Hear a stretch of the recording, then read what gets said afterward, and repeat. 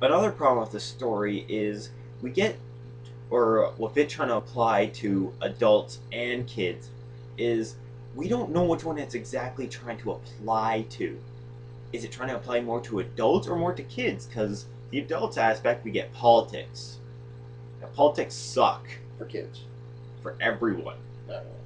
Everyone. But in a movie, it sucks for kids. Especially for kids, because they just want to see things explode.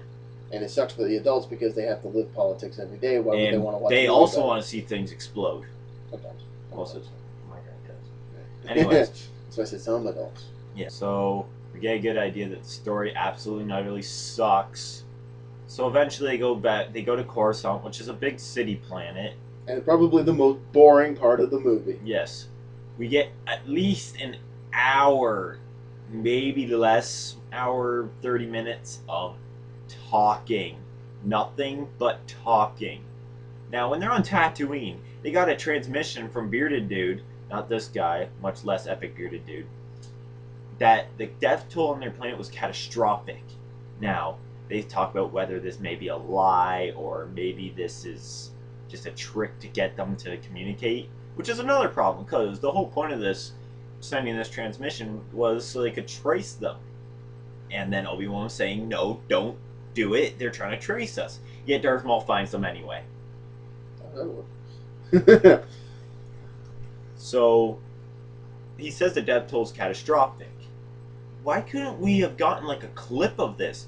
Edit out Jar Jar, get rid of him, and replace some of those scenes with a bunch of droids kicking down doors and blowing people away. Some emotional, distressing stuff. Yes, you know? we start to feel sorry for the civilians of this planet. Like we feel sorry for the people of Alderaan from Episode 4, and we never even saw Alderaan. Yeah, we saw a little planet off in the distance go boom, and we're like, yeah, the Empire's evil now. We know that for sure. We knew, like, that was a good way of making us hate the Empire. But we don't feel anything. We get a droid army full of weirdly programmed droids. Let's just say Roger, Roger. Yeah. Another stupid line I found in the movie was at one point you see Obi-Wan use some force push to throw some droids away. And at one point, I don't understand this exactly. Were they trying to make a joke by bleeping out one of the droids swearing, I think? Because he gets pushed, he goes dough, and then a bleeping sound.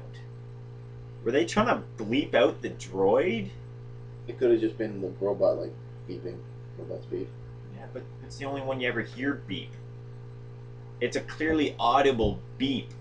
Not like a normal, like, robot beep, but it's a bleeping bleep. It's like, don't bleep! I'll trust your word for it. Like I said, I haven't seen this movie in years. Anyway, so you got an idea of how crappy this story is. So let's go to the only redeeming factor of this movie. The fight scene at the end of it where the Gungans get killed. Mass slaughter. Oh, just watching all those Gungans die made me feel good. Even though it was very, very, very invisible. Yeah. Invisible?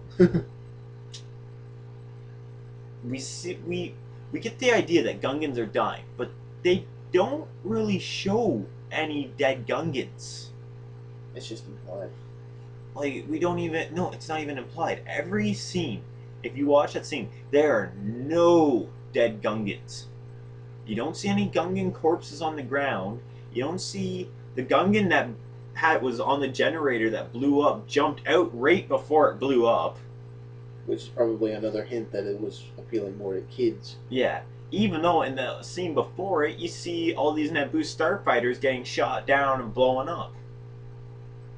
Like, you see scenes that are trying to appeal to kids, but at the same time, they do the complete opposite in the next scene.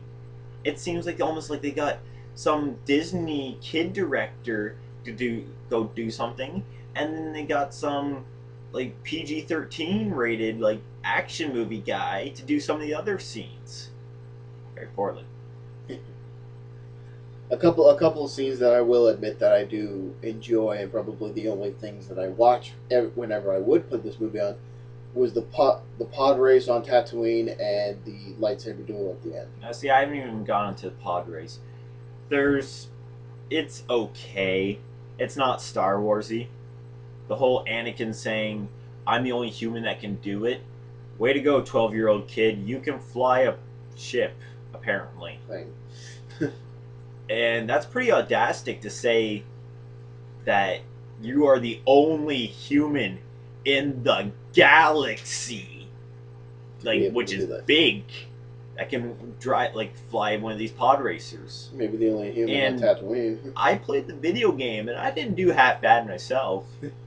Like, we're still traveling pretty fast in the video game. I didn't crash sometimes. No, I don't really care for Anakin in the pod race. I just like I wouldn't mind seeing like a movie that was like based off of pod racing. You know? Like, Yeah. that's why I like Speed Racer. Now- That was pretty intense stuff. That's what they're obviously referencing to, is the speeder bikes from episode 6, but it's just not as good. The sounds are good. I liked how some of the pod racers kind of sounded like motorbikes. Yes. Kind of had that revving sound, but it doesn't fit Star Wars. It doesn't feel like a Star Wars. If you totally edited this part out and simply had Qui-Gon Jinn saying, "I'll buy that slave from you," and then they leave Tatooine, it would have been a lot quicker, and they could have put a lot more, like, an action sequence or two into it. They could have had some thugs trying to steal material, like, instead of Anakin just kind of going, "Oh, you're a Jedi," you could have had them getting mugged and then ended up fighting with their bare hands in hand-to-hand combat very epically, trying to avoid having their lightsabers out. So that way you could have gotten a cool fighting sequence. But instead, you've got... Little kid driving around in a hovercraft. Yes. Another thing. A 16... If you got a 16 or 17-year-old, that would have made a lot more sense that he would be a very good pilot. Because I play a lot of video games, and I would... Like... The more video games I play, the better I get at them. The longer you fly a plane, the better you get. The longer you practice guitar, the better you get. You know, practice Yes. is perfect. How could a 12-year-old have enough time to That practice? never even finished a race. Never finished a race. You know what that is? Came in last. No, not even last. That's disqualification. Yeah. Give him credit for never finishing a race and then surviving each time, because a lot of people died during that. Little blue guy kind of like took his hands off the wheel. Not a Three-head thing. guy blew up. Weird bird lizard guy got something thrown into his engine and then went kaboom. Yeah. So Boba crashed someone into a wall. And then Dude got shot by Tusken Raiders. And a lot of those racers just seem to have gone missing during that scene. yeah, they just Some kind of of them, like. Well, there was a couple times when like when one of them would crash and then there'd be like a big explosion and it'd probably like engulf like half of them. yeah, Possibly. I guess, because because they never showed in other scenes of the movie where someone flew through an explosion and then survived. Sarcasm. Okay, good point. Like I said, I Yeah, haven't seen this for years. good point. But you know, I like to call that how like Anakin never won a race before, and then the one time that he does win the race is for his freedom.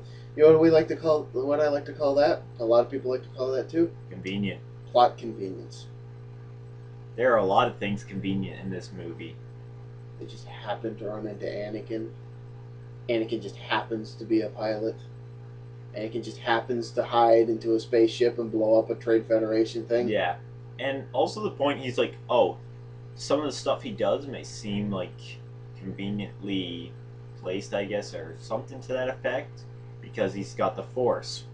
Well, no, most of the time he just seemed to have lucky guesses, as far as I'm concerned. Okay, he gets into a Naboo starfighter, and it takes him almost 10 minutes just to figure out trigger over here.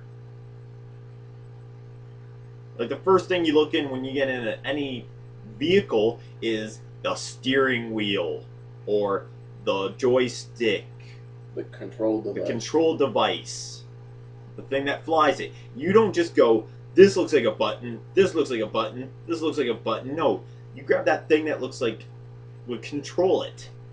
That has the ability to go pitch, yaw, and movement. Y'all. But also remember that at first he wasn't supposed to be flying; that he was actually just supposed to be hiding. Yeah, granted. The reason why he took control was because he was saving his girlfriend from a bunch of robots that had shields. Because Destroying her droids. looked okay. Yeah, they were like that. They didn't talk. Yeah, that was the redeeming factor of them.